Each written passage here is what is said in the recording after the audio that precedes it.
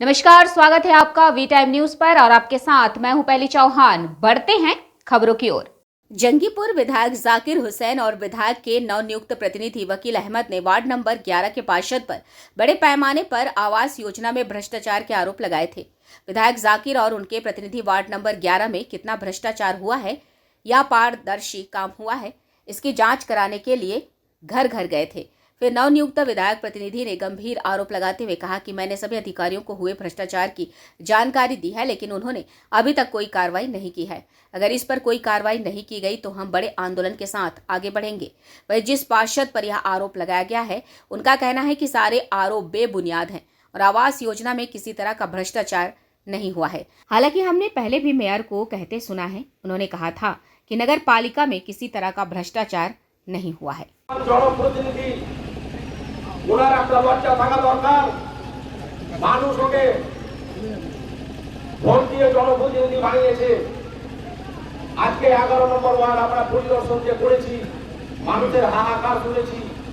কাউরি বাড়ির চাল ফুটো, কারুর চাল ফুটো, তারা কিন্তু বাড়ি পাবার উপযুক্ত কাউন্সিলরের দরজায় বারবার যে অনুরোধ করে বাড়ি পেয়েছে, কিন্তু তাদেরকে বাড়ি দেয়নি, বিনিময়ে লক্ষ লক্ষ টাকা দিয়েছে। কারোর কাছে দিয়েছে 1 লাখ, কারোর কাছে 50,000, কারোর কাছে 80,000। এই গরিব মানুষদেরকে বঞ্চিত করে 11 নম্বর ওয়ার্ডের কাউন্সিলর, জনপ্রতিনিধি পঞ্চায়েতে বাড়ি দিয়েছে বহু টাকার বিনিময়ে। এগুলো সাংবাদিক বন্ধুদের দৃষ্টি আকর্ষণ করছি। সঙ্গে সঙ্গে প্রশাসনিক বিভাগে পৌরসভার যারা আধিকারিক আছেন, আমরা যে লিস্ট করলাম, আপনি ইমিডিয়েট তদন্ত করুন। আমাদের কাছে আরো তথ্য আছে। একবারে কিন্তু ব্যাগ থেকে বিড়ালে ঝুলি বের করবো না, আস্তে আস্তে করবো। আগে আগে দেখো হতা হয়ে গিয়া, পরে আমরা এই সমস্ত লক্ষ্য করবো। মাননীয় মুখ্যমন্ত্রী বিনা বেতনে রেশন দেয়, লক্ষ্মী ভান্ডার দেয়। মাননীয় মুখ্যমন্ত্রী বাংলার জন্য 24 ঘন্টা কাজ করে। বাংলার মাননীয় মুখ্যমন্ত্রী বাংলার জন্য যেভাবে লড়াই করছে কেন্দ্রের সাথে, কিন্তু আমরা অনেক সময় কমপ্লেন পেয়েছি 11 নম্বর ওয়ার্ডে অনেক মানুষই বাড়ি করেনি, তাই টাকা উঠে গেছে, গরিব মানুষরা বঞ্চিত। তাই আমাদেরকে বাংলার মাননীয় মুখ্যমন্ত্রী বলেছে বাড়িতে বাড়িতে খোঁজ নিতে এবং এলাকা এলাকায় খোঁজ নিতে। আমি যতটা পারবো করবে এবং ঈদের পরে আবার আমি আসবো। আপনারা জানি ইয়ার্নিং মাস এবং রোজা চলছে, আমরা রোজার পরে আবার আসবো। আমাদের টিম কাজ করবে, যেগুলো গরিব মানুষ পায়নি আর যারা দোতলা তিনতলা বাড়ি পেয়েছে চাকরিজীবী, ওদেরকে বলবো আপনারা টাকা ফেরত দিন, আইনগত ব্যবস্থা হবে। আপনারা জানেন মাননীয় মুখ্যমন্ত্রী চাই, অভিষেক বন্দ্যোপাধ্যায় চাই বাংলার মানুষ যেন গরিব মানুষরা যে যে ফ্যাসিলিটি পেয়েছে কিনে, সরকারি ফ্যাসিলিটি পেয়েছে কিনে, তার জন্য বাড়িতে বাড়িতে আমাকে বলেছি। তাই 11 নম্বর ওয়ার্ড থেকে আমি শুরু করলাম এবং আমি বলবো যে এলাকার মানুষকে আমাদের যে বিরোধী দল নেতা বলেছিলেন যে আমরা বর্তমান বিধায়ক হিসেবে ফেলে দেবো, সেটা আমরা ঘৃণা করছি বিরোধী দল নেতাকে। এবং আমরা চাইব হিন্দু মুসলমান খ্রিস্টান জন্য সকল মানুষ যেন ফ্যাসিলিটি পায়। এবং আমার কাছে আমরা রাজধর্ম পালন করি, যেটা আমাদেরকে উচিত কি প্রতিটা মানুষের সেবা করা, মানুষ যাতে সেবা করার আমরা অঙ্গীকার করি। তাই আমরা এগুলো বলতে পারি না, সেই কথাই আমরা ঘৃণা করি। আমাদের কাছে হিন্দু যতটা, মুসলমান অতটা, খ্রিস্টান অতটা, জৈন অতটা, পাঞ্জাবি অতটা, আমরা সকলকে শ্রদ্ধা করি, প্রতিটা মানুষকে শ্রদ্ধা করি। আমি চাই তারা বিজেপি করতে, কিন্তু জাত ফাত দিয়ে করছে, এইসব মানুষকে জাতিকে মনে হয় অপমান করছে। তাই আমরা চাই ঘৃণা করি।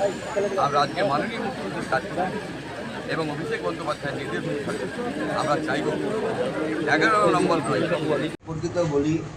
আমাদের দলের বিধায়ক জাকির হোসেন সাহেব উনি এসছেন, ওকে সাধুবাদ জানায়। তবে এই বিষয় নিয়ে আমাকে এখন পর্যন্ত কোনো খবরও দেয়নি এবং বলেও নি, আমার অজানা। তবে আমি বলি দীর্ঘ 2010 সাল থেকে আমি এই ওয়ার্ডের কাউন্সিলর, আজকে নয়।